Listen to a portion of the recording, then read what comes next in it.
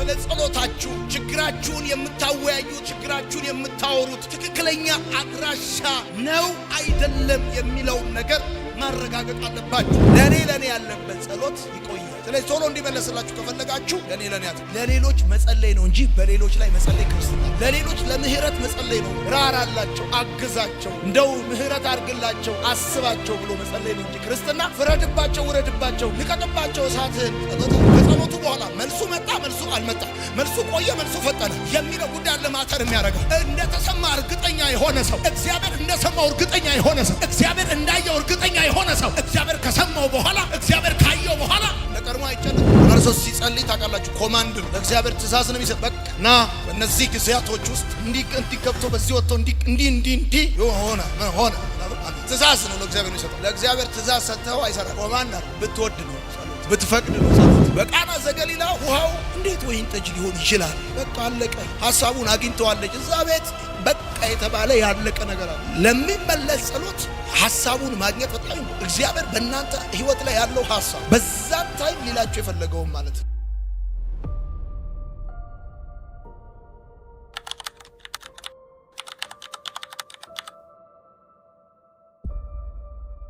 የሚመለስ ጸሎት። ለምንድነው እግዚአብሔር አምላክ ጸሎቴን የማይመልስልኝ የሚል ጥያቄ በብዙዎቻችን ዘንድ አለ። ወይም ደግሞ ጸልያለሁ የተለወጠ ነገር የለም፣ የተቀየረ ነገር የለም፣ ጠብ ያለ ነገር የለም፣ እንግዲያውስ ከዚህ በኋላ መጸለይ ትርፉ ድካም ነው ብለው የሚያምኑ ወይም ደግሞ በመንፈሳዊ ዝለት ውስጥ ያሉ ሰዎች በብዙ ቁጥር እንዳሉ አውቃለሁኝ። በብሉይ ኪዳን ጸልየው የተመለሰላቸውን ሁለት ሰዎች ለምሳሌ በማንሳት መጀመር እንችላለን።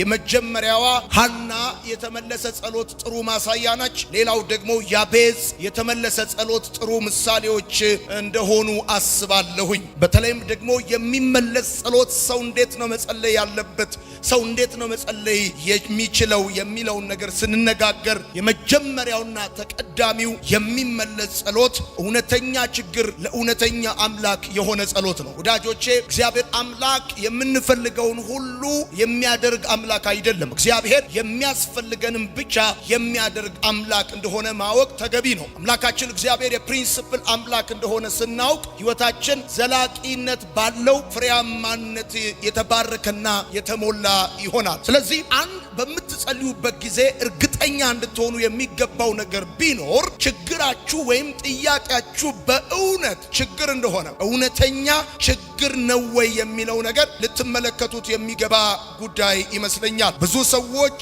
ቸገረኝ ሳይሆን ሊቸግረኝ ነው ብሎ ይጸልያሉ። ጨነቀኝ ሳይሆን ሊጨንቀኝ ነው ብሎ ይጸልያሉ። አመመኝ ሳይሆን ሊያመኝ ነው ብለው ይጸልያሉ። በሌለ ሁኔታ ላይ ጸልያችሁ ያለ ነገር አትቀበሉ። ስለዚህ የመጀመሪያው ጸሎትን በተመለከተ ልትረዱ የሚገባው ነገር ቢኖር ችግሩ አለ ወይ ነው ወይስ ትጠረጥራላችሁ? አንዳንድ ሰዎች ታውቃላችሁ ይጠረጥራሉ። ጥላቸውን ይጠረጥራሉ፣ ጎረቤታቸውን ይጠረጥራሉ፣ ዘመዶቻቸውን ይጠረጥራሉ፣ ባላቸውን ይጠረጥራሉ፣ ሚስታቸውንም ይጠረጥራሉ። ሁለተኛው ችግራችንን የምናወራበት አድራሻ ትክክል ነው ወይ? በመዝሙር መጽሐፍ ምዕራፍ 65 ቁጥር 2 ሲናገር እንደዚህ ይላል፣ ጸሎትን የምትሰማ ሆይ የሰው ልጆች ሁሉ ወደ አንተ ይመጣል። ትክክለኛው የጸሎት አድራሻ እግዚአብሔር ነው። ወዳጆቼ በጣም ብዙ ሰዎች ከነሱ የበለጠ ለሚቸገሩ ሰዎች ችግራቸውን ይነግራል። በውጤቱም እነዛ የሰሟቸው ሰዎች ችግራቸውን የበለጠ አግዝፈው ያስጨንቋቸዋል፣ አለያም ደግሞ የወሬ ማጣፈጫ ያደርጉባቸዋል። ማወቅ ያለባችሁ ነገር ስለ ጸሎታችሁ ችግራችሁን የምታወያዩ ችግራችሁን የምታወሩት ትክክለኛ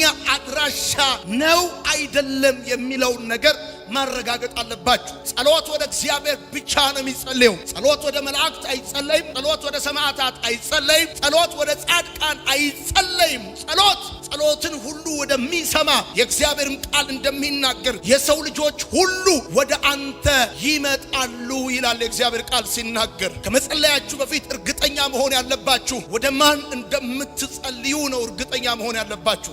ሁል ጊዜ ስትጸልዩ ስራ የሚመስላችሁ ሰዎች አላችሁ። ጸሎት ፋዘር ቱ ሰን ፌሎሺፕ። ኢየሱስ ሲጸልይ እንዴት ነው የጸለየው? 2 ዓሣ 5 እንጀራ ከፍ አረገና ባረከ ሰጣቸው። ደግሞ እኮ ስለሰማኝ አመሰግናለሁ የሚለው ጌታ አልዓዛር መቃብር ጋር ቆሞ ቀና ብሎ አመሰገነ። ስለሰማኝ አመሰግናለሁ እንደሚሰማው እርግጠኛ። በመሰረቱ እግዚአብሔር ጸሎታችንን አጥሎ ነው የሚሰማው። ምክንያቱም ሲቸግረን ጸሎታችን ድፍርስ ነው። ሲቸግረን ጸሎታችን ሰካራም ነው። ስለዚህ ዝም ብለን ነው የምንጸልየው። በቃ ውሰደኝ ብለን ስንጸልይ እግዚአብሔር ግን እንደ ጸለይ ነው አይመልስልንም። አጥሎ ነው የሚሰማን። ወይ ተማሮ ነው ይሄን ያለው ብሎ ከላይ ይወስደዋል። ከዛ የቸገረህን እንደው ያስተካክለዋል እንጂ ምላችሁ ፈልጌ ነው። ቱ ዘ ፖይንት ነው መጸለይ ያለባችሁ። ስትጸልዩ ችግሩ እውነተኛ ነው ወይ ነው። ሁለተኛ ወደ እውነተኛው አድራሻ ነው ወይ የምትጸልዩት። ሁለተኛው የሚመለስ ጸሎት እረፍት ያለበት ጸሎት ነው። በአንደኛ ሳሙኤል መጽሐፍ ምዕራፍ 1 ከቁጥር 18 አካባቢ ስታነቡ እርሷም አገልጋይ በፊት ሞገስ ታገኛለች፣ ከዚያም መንገዱን ሄደች፣ ምግብን በላች፣ ከዚያም በኋላ በፊቷ ላይ ሐዘን አልታየም። የሚመለስ ጸሎት እረፍት ያለበት ጸሎት። አንድ ጊዜ ከጸለያችሁ በኋላ ቀጣዩ ድርሻው የእግዚአብሔር ከናንተ የሚጠበቀው መጸለይ ነው እንጂ ቀጣዩ ኃላፊነት የእግዚአብሔር እንደሆነ ማወቅ ተገቢ ነው። አንድ ጊዜ ከጸለያችሁ በኋላ እግዚአብሔር አምላክ ያስጨነቃችሁን ያስጨንቀዋል፣ ያሳደዳችሁን ያሳደዋል። ይገርማችኋል። አንድ ጊዜ ከጸለያችሁ በእናንተ ህይወት ላይ አጋንንት የጨለመው ዓለም ያደረገባችሁን ነገር እግዚአብሔር አይተውም። ይገርማችኋል። አንዴ ብቻ አቤት ማለት ነው ከናንተ የሚጠበቀው። አንዴ ብቻ ድምጻችሁን ማሰማት፣ በፊቱ መንበርከክ፣ ቃላችሁን ማሰማት ነው የሚጠበቀው። የዛን ጊዜ እንደዚህ ይሆናል። ያሳደዳችሁን ያሳደዋል፣ ያስጨነቃችሁን ያስጨንቀዋል። የሚመለስ ጸሎት እረፍት ያለበት ጸሎት ነው። ምን ማለት መሰለህ? አንድ ጊዜ ከጸለይክ በኋላ ጉዳዩን ለእግዚአብሔር ትሰጥና አንተ በቃ መተው ነው። ከዛ በኋላ ያንተ ክትትል አያስፈልገውም፣ ያንተ ጥረት አያስፈልገውም። አቤት ብለሃል፣ አመልክተሃል። ወደ እግዚአብሔር በብዙ ጸሎት፣ በብዙ ጾም፣ በብዙ እውነት ወደ እግዚአብሔር ጉዳዩን አቅርበዋል። ከዛ በኋላ ይገርማችኋል። ከመጸለያችሁ በፊት የነበራችሁ ስሜት ከጸለያችሁ በኋላ ሊኖራችሁ አይገባም። ሳትጸልዩ በፊት ደንግጣችሁ ከነበረ ከጸለያችሁም በኋላ ከደነገጣችሁ ጸሎቱ አይመለስም። ከሳትጸልዩ በፊት ከፈራችሁ ከጸለያችሁ በኋላ ከፈራችሁ ጸሎቱ አይመለስም። ይገርማችሁ፣ ጸሎቱ የሚመለሰው ከጸለያችሁ በኋላ የሚመለስ ጸሎት እረፍት ያለበት ጸሎት ነው። እግዚአብሔር እንደሚመልስላችሁ እርግጠኛ ሆናችሁ ከጸለያችሁ በኋላ ኖ ሞር ጭንቀት፣ ኖ ሞር ፍርሃት፣ ኖ ሞር ግራ መጋባት፣ ኖ ሞር ስጋት። ምክንያቱም አንድ ጊዜ ጸልያችኋል፣ ጉዳዩን እግዚአብሔር ይዞታል። በቅርብ ቀን በሮች ይከፈታሉ። በመጸለይና ባለመጸለይ መካከል ልዩነት ሊኖር ይገባል። ዋናው ጉዳይ መመለሱና አለመመለሱ አይደለም። የጠየቀው ጥያቄ፣ ያቀረብከው ጥያቄ መመለሱና አለመመለሱ አይደለም። ዋናው ጉዳይ መሰማትህ ነው። ሰው እውነተኛ ጸሎት ከጸለየ ከጸሎቱ በኋላ መልሱ መጣ፣ መልሱ አልመጣ፣ መልሱ ቆየ፣ መልሱ ፈጠነ የሚለው ጉዳይ አለ ማተር የሚያደርገው። እንደተሰማ እርግጠኛ የሆነ ሰው፣ እግዚአብሔር እንደሰማው እርግጠኛ የሆነ ሰው፣ እግዚአብሔር እንዳየው እርግጠኛ የሆነ ሰው፣ እግዚአብሔር ከሰማው በኋላ፣ እግዚአብሔር ካየው በኋላ እንደ ቀድሞ አይጨነቅም። ለዚህ ለእግዚአብሔር ቃል ሲናገር ከ12 ጀምሮ ላንብላችሁ። አንደኛ ሳሙኤል መጽሐፍ ሐና ባለማቋረጥ ወደ እግዚአብሔር በጸለየች ጊዜ ኤሊ አፏን ይመለከት ነበር። እሷም በልቧ ስትጸልይ ስለነበር ከንፈሯ ይንቀሳቀስ እንጂ ድምጿ አይሰማም ነበር። ኤሊም እንደሰከረች አድርጎ ቆጠራት። እርሱም ስካሩ የማይለቅሽ እስከ መቼ ድረስ ነው? የወይን ጠጅሽ ከአንቺ አስወግጂ አላት። ሐናም እንዲህ ብላ መለሰችለት፣ ጌታዬ ሆይ ሰክሬ አይደለም፣ እኔ በእግዚአብሔር ፊት አፈሰስኩ እንጂ የወይን ጠጅም ሆነ ሌላ የሚያሰክር መጠጥ አልጠጣሁም። ይህንን ያህል ጊዜ የጸለይኩት ከባድ ከሆነው ጭንቀቴና ሐዘኔ የተነሳ ስለሆነ ከአገልጋይ እንደ ምናምንቴ ሴት አትቁጠረኝ። እቺ ሴት ከባድ የሆነ ጭንቀት፣ ከባድ የሆነ ሐዘን ነበረባት። ይገርማቸዋል። መልስ ሳታገኝ እቺ ሴት ከነበረባት ጭንቀትና ከነበረባት ሐዘን እንዴት እንደተፋታች ሲናገር ኤሊም በሰላም ሂጂ የእስራኤል አምላክ የለመንሽውን ይስጥሽ ሲል መለሰላት። እርሷም አገልጋይ በፊት ሞገስ ታገኝ አለች። ከዚያም መንገዷን ሄደች፣ ምግብ በላች። ከዚያም በኋላ በፊቷ ላይ ሐዘን አልታየም። በመጸለይና ባለመጸለይ መካከል ልዩነት ሊኖር ያስፈልጋል። ሳትጸልይ በፊት የነበረ የስሜት መዘበራረቅ ከጸለይክ በኋላ ከቀጠለ ጸሎቱ የተቆራረጠ ነው ወይም ደግሞ የተሳሳተ አድራሻ ጋር ሄዷል። በትክክል ወደ እግዚአብሔር እንደጸለይክ እርግጠኛ ከሆንክ፣ በትክክል እግዚአብሔር ጋር እንደተሰማ እርግጠኛ ከሆንክ፣ ሳትጸልይ በፊት በነበረ ስሜት ከጸለይክ በኋላ የሚመለስ ጸሎት ሶስተኛው አምኖ መጸለይ ያለ ችሎታችንን፣ ዕውቀታችንን፣ ገንዘባችንን፣ ዘመዳችንን ሳይሆን አምላካችንን ታምነን የምንጸልየው ጸሎት የሚመለስ ጸሎት። ብዙ ሰዎች አምነው አይደለም የሚጸልዩት፣ ጸልየው ነው የሚያምኑት። ጸልየው የሚያምኑ ሰዎች የሚያምኑት ጸሎታቸውን እንጂ እግዚአብሔርን አይደለም። አምኖ መጸለይ ማለት እግዚአብሔር ሊሰማኝ ፍቅር ሊያደርግልኝ አቅም እንዳለው ማመን ማለት። እግዚአብሔር አምላክ የተዘጋውን ነገራችሁ እንደሚከፍት፣ የተበላሸውን ነገራችሁ እንደሚያስተካክል፣ የወደቀውን ነገራችሁ እንደሚያነሳ አምናችሁ ነው መጸለይ ያለባችሁ። የትም ሆነ መጸለይ ትችላለህ። ፕሌን ላይ ሆነ መጸለይ ትችላለህ። መሬት ላይ ሆነ፣ መኪና ላይ ሆነ፣ ቢሮ ሆነ፣ የፈለክበት ቦታ ሆነ መጸለይ ትችላለህ። ምክንያቱም አምላክ እግዚአብሔር በሁኔታ አይወሰንም፣ በጊዜ አይወሰንም፣ በቦታ አይወሰንም። ቆመ መጸለይ ትችላለህ። ተንበርከከ ብቻ ነው። እኔ ስጸልይ ናቹራል ጸሎት ነው የምጸልይ። ሲደክመኝ ደከመኝ፣ ያቅተኛ ቃት፣ ወድሃለሁ የኔ ጌታ፣ ፈልግሃለሁ፣ ታስፈልገኛለህ፣ ለኔ ህይወቴን እፈልግሃለሁ ነው እንጂ አንዳንድ ሰው አይታችሁት ከሆነ የሚመለስም አይመስልም፣ በዛው የሚነጠቅ ነው የሚመስለው። ለመጸለይ ምንድነው የሚያስፈልግ? መጸለይ ደግሞ ይገርማቸዋል። የኔ ጌታ ስትጸልዩ ማለት ነው መግቢያ ይኑረው፣ ሀተታ ይኑረው፣ መደምደሚያ ይኑረው፣ ጉዳዩ እንዴትም ይኑረው፣ እንዴትም ጸልዩ ብቻ እናንተ እሱ አስተካክሎ ይሰማቸዋል። የሚመለስ ጸሎት አራተኛው ለኔ የማይል ጸሎት ወዳጆቼ፣ ለሌሎች ሰዎች መጸለይ ማትረፍ እንጂ መክሰር አይደለም። ለሌሎች ሰዎች አለመጸለይ ኃጢአት ነው። ለሌሎች ሰዎች መጸለይ ማትረፍ እንጂ መክሰር አይደለም። በአንደኛ ሳሙኤል መጽሐፍ ምዕራፍ 12 ቁጥር 23 ላይ ስታነቡ እንደዚህ ይላል፣ ከዚህም በላይ እኔ ለእናንተ ከመጸለይ ወደ ኋላ በማለት እግዚአብሔርን መበደል ከኔ ይራቅ። ለካ ለወንድሞች አለመጸለይ በደል፣ ለእህት አለመጸለይ በደል ነው። ለሌሎች ሰዎች አለመጸለይ በደል፣ ለተሳሳቱ ሰዎች መልካሙንና ቅኑን መንገድ ማስተማር ነው። አንደኛው ከዚህ ቃል የምትረዱት። ሁለተኛው እምቢ ካሉ መጸለይ ነው የምትማሩ። የተሳሳቱ ሰዎችን ዘርጥጧቸው አይደለም የሚለው እግዚአብሔር ቃል። ቅኑንና መልካሙ መንገድ አስተምሯቸው ብቻ አይደለም ጸልዩላቸው፣ አስተምሯቸው። እምቢ ካሉ ደግሞ ጸልዩላቸው። ለኔ ያለበት ጸሎት ይቆያል። ስለዚህ ቶሎ እንዲመለስላችሁ ከፈለጋችሁ ለኔ ለሌሎች መጸለይ ነው እንጂ በሌሎች ላይ መጸለይ ክርስትና። ለሌሎች ለምህረት መጸለይ ነው። ራራላቸው፣ አግዛቸው፣ እንደው ምህረት አድርግላቸው፣ አስባቸው ብሎ መጸለይ ነው እንጂ ክርስትና ፍረድባቸው፣ ውረድባቸው፣ ልቀቅባቸው እሳትህን ጸሎት አይደል። መስሪያ ቤት ራሱ ሰው ሲያስቸግራችሁ ጸልዩላቸው እንጂ አትጸልዩባቸው። ፋዘር አይ ታንክ ዩ ስለዚህ አለቃዬ እንደው ፕሮሞት እንድታረገውና ወደ ሌላ ቦታ እድገት አግኝቶ እንዲሄድ ጸልይለታለሁ። እግዚአብሔር ሆይ በቃ እድገት አግኝቶ ይሄዳል፣ ትገላገላላት እንጂ ቅበራው ፋዘር አይቀብረውም። ይገርማል። እንደውም ሰውየው ለምልሞ ቁጭ። አምስተኛ የሚመለስ ጸሎት ሐሳቡን ያገኘ ጸሎት። በዮሐንስ ወንጌል መጽሐፍ ላይ ስታነቡ በጣም የሚገርማችሁ ነገር ታገኛላችሁ። ማርያም ወደ ኢየሱስ ሄደችና የወይን ጠጅ እኮ የላቸውም አለችው። ከዛ ኢየሱስ እንደዚህ አለ፣ አንቺ ሴት ከአንቺ ጋር ምን አለኝ? ማርያም ግን ሐሳቡን ስላገኘችው ቀጥላ እንደዚህ አለች፣ የሚላችሁን ሁሉ አድርጓል። ለሚመለስ ጸሎት ዋነኛ ነጥብ ምንድነው ካላችሁ ሐሳቡን ማግኘት። የጌታን ሐሳብ ምን እንደሆነ ካላገኛችሁ ለሚመለስ ጸሎት ትቸገራላችሁ። ሐሳቡን ማግኘት በጣም ኢምፖርታንት። ለምሳሌ በማቴዎስ ወንጌል መጽሐፍ ምዕራፍ 22 ቁጥር 28 ላይ እናንብበው። ኢየሱስም ከዚያ ወጥቶ ወደ ጢሮስና ወደ ሲኖዳ አገር ሄደ። አንዲት ከናናዊት ሴት ከዚያ አካባቢ በመውጣት ወደ ኢየሱስ መጣ። ጌታዬ ሆይ የዳዊት ልጅ ሆይ ራራልኝ፣ ልጄ በርኩስ መንፈስ ተይዛ በጣም ትሰቃያለች ብላ ጮኸች። እርሱ ግን አንድም ቃል አልመለሰላትም። በዚህ ጊዜ ደቀ መዛሙርቱ ወደ እርሱ ቀርበው እየተከተለች ትጮኻለችና ብታሰናብታትስ ብሎ ጠየቁት። እርሱም የተላኩት ከእስራኤል ቤት ሆነው ወደ ጠፉት በጎች ብቻ ነው አለ። ሴትዮዋም እግሩ ላይ ወድቃ ጌታ ሆይ እርዳኝ አለች። እርሱ መልሶ የልጆችን እንጀራ ወስዶ ለውሾች መወርወር አይገባም አላት። እርሷም አዎ ጌታ ሆይ ውሾችም እኮ ከጌታቸው ማዕድ የወደቀውን ፍርፋሪ ይበላሉ አለችው። በዚያን ጊዜ ኢየሱስ አንቺ ሴት እምነትሽ ታላቅ ነው፣ እንደፈለግሽው ይሁንልሽ አላት። ልጇም ከዚያ ሰዓት ጀምሮ ተፈወሰች። እቺ ሴት ይገርማቸዋል፣ በአራት ነገር ነው የጸለየችው። ስትጸልይ በፍቅር ነው፣ ስትጸልይ በንስሐ ነው፣ ስትጸልይ በትዕግስት ነው፣ ስትጸልይ በእምነት ነው የጸለየችው። የኢየሱስን ሐሳቡን አግኝተዋል። አልደነገጠችም። የሚገርመው ነገር በቁጣ ይናገራታል። የልጆችን እንጀራ ለቡችሎች ለውሾች ይላታል። የዚህ ጊዜ አልደነገጠችም። እሷ በፍቅር ነው የጸለየችው። እንዴት ብላችሁ ካላችሁ በኃይለ ቃል ሲያናግራት፣ እሷ ግን በፍቅር ነው የመለሰችው። በንስሐ ነው። እንዴት ካላችሁ አዎ ውሻ ነኝ ማለቷ ንስሐ። በእምነት ነው የጸለየችው። እንደሚምር አምና ነው። እሱ ብቻ አይደለም፣ በትዕግስት በቆየ ቁጥር ተስፋ ሳትቆርጥ ነው የጸለየችው። የጌታን ሐሳቡን አግኝተዋል። ምን ሊል እንደፈለገ አግኝተዋል። እና ስትጸልዩ በፍቅር ጸልዩ፣ በንስሐ ጸልዩ፣ በእምነት ጸልዩ፣ ደግሞም በትዕግስት ጸልዩ። የሚመለስ ጸሎት መታዘዝ ያለበት ጸሎት። አንዳንድ ሰው በትዕግስት አለ የሚጸልይ። ከጠራኸኝ እውነት ስም በእኔ ላይ ከተጠራ ይላል ሲጸልይ። ተናዶ ነው የሚጸልየው። ካገለገልኩ ልጅነቴን የሰጠሁት እግዚአብሔር ይለዋል። አንዳንድ ሰዎች ሌላው ምኑን እንደሰጠ እግዚአብሔር ነው ያለው። ልጅነቴ በፍቅር አይደለም የሚጸልዩ። አንዳንድ ሰው ሲጸልይ ታውቃላችሁ፣ ኮማንድ ነው፣ ለእግዚአብሔር ትእዛዝ ነው የሚሰጥ። በቃ ና በእነዚህ ጊዜያቶች ውስጥ እንዲህ ገብቶ በዚህ ወጥቶ እንዲህ ሆነ አሜን። ትእዛዝ ነው ለእግዚአብሔር የሚሰጠው። ለእግዚአብሔር ትእዛዝ ሰጥተው አይሰራም። ኮማንድ አይደል። ብትወድ ነው ጸሎት፣ ብትፈቅድ ነው ጸሎት። የመጨረሻው መታዘዝ ያለበት ጸሎት። ይሄ መታዘዝ ያለበት ጸሎት የሚገርም ነው። ጌታ ኢየሱስን እንደዛ ያለችው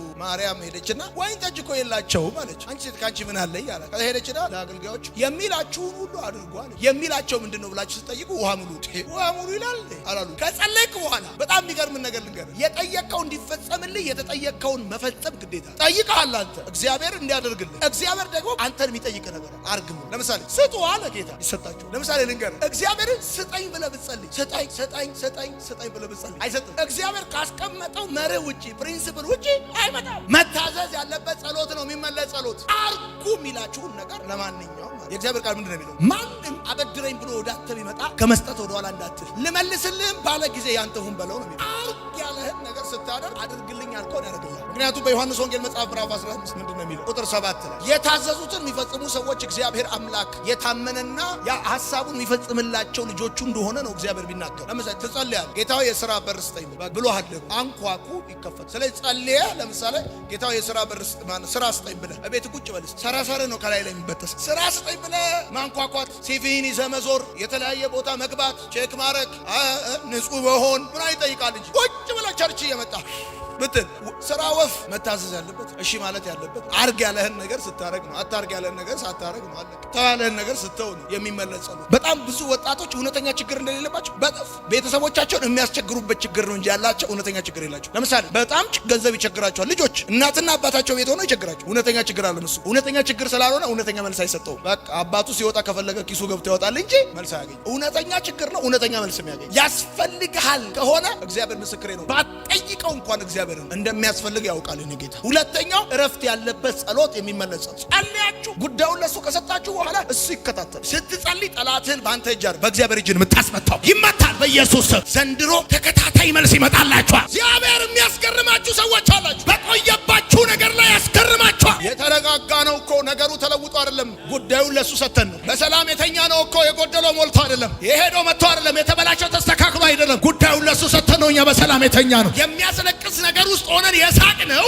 ያንን ጉዳይ ለእግዚአብሔር ሰጠነው ነው። ሰው አንድ ጊዜ ከጸለየ በኋላ ጉዳዩን ለእግዚአብሔር ከሰጠ በኋላ በመጸለይና ባለመጸለይ መካከል አንድ አይነት ስሜት ሊኖር አይችልም። ከጸለይም በኋላ እንደ ቀድሞ ችግረኛ መስለን አንታይም። ሲያዩን እኮ ችግረኞች መስለን አንታይም። ይገርማቸዋል። ልብሳችንን ተኩሰን ታጥበን መጽሐፍ ቅዱሳችንን ይዘን ስንዘምር ሰዎች ሲያዩን ጥያቄና እንቆቅልሽ ያለብን አይመስላቸውም። ምክንያቱም እኛ የዘመርነው የሳቅነው ፊታችን ያበራው ችግረኛ ያልመሰልነው ጉዳያችንን ለሚመለከተው ለእውነተኛው በሰማይ ላለው ዳኛ ለእግዚአብሔር ሰጠነው። ለማን መስጠት እንዳለብን እናውቃለን። ለዘመዶቻችን አይደለም የኛን ጉዳይ የተውነው፣ ለጓደኞቻችን አይደለም የኛን ጉዳይ የተውነው። ማንም በእኛ ጉዳይ ኮንሰርንድ ቢሆን ባይሆን አይከርመንም። ምክንያቱም አንድ ነገር እናውቃለን፣ በዙፋኑ ላይ የተቀመጠው እሱ ሁሉን አዲስ ያደርገዋል። ጌታ እንደዚህ ይላችኋል፣ ጉዳይሽን እየተከታተልኩት ነው። ብታዩ እንኳን አልተውም፣ ብትለቂው እንኳን አልለቀውም። በቅርብ ጊዜ አዲስ ነገር ታያለህ፣ አዲስ ነገር ትሰማያለሽ፣ አዲስ ነገር ይሆናል። ስራ የት እንዳለ፣ ክብር የት እንዳለ፣ ስኬት የት እንዳለ፣ በረከት የት እንዳለ፣ ኃይል የት እንዳለ እግዚአብሔር ይጠቁማቸዋል። የሌለን እንዳለ አድርጎ በሚጠራ ለሙታን ሕይወትን በሚሰጥ ባመነበት በአምላክ ፊት አብርሃም የብዙዎች አባት ሆነ ተብሎ እንደተጻፈ በኢየሱስም የብዙዎች አባት ትሆናላችሁ። የብዙዎች እናት ትሆኛለሽ። የብዙዎች ወገን ትሆናለህ። ነገራችሁ ሲዘገይ ሐሳቡ ከገባችሁ ትቶታል ሳይሆን የሆነ ዓላማማ የሆነ ነገርማ ቢኖረው ነው። ሐሳቡ ከገባችሁ ለሁሉም ሰው የተከፈተ በር ለእናንተ ኮንክሪት ሲሆን የሆነ ነገርማ እግዚአብሔር ሐሳቡ ከገባችሁ ያለ ምክንያት አይደለም በዚህ መንገድ የሚያሳልፈኝ እንዲህ የሚያወራኝ የሚሟገተኝ የሚታገለኝ ብላችሁ ካላችሁ በቃና ዘገሊላ ውሃው እንዴት ወይን ጠጅ ሊሆን ይችላል? በቃ አለቀ። ሐሳቡን አግኝተዋለች እዛ ቤት በቃ የተባለ ያለቀ ነገር አለ። ለሚመለስ ጸሎት ሐሳቡን ማግኘት በጣም እግዚአብሔር በእናንተ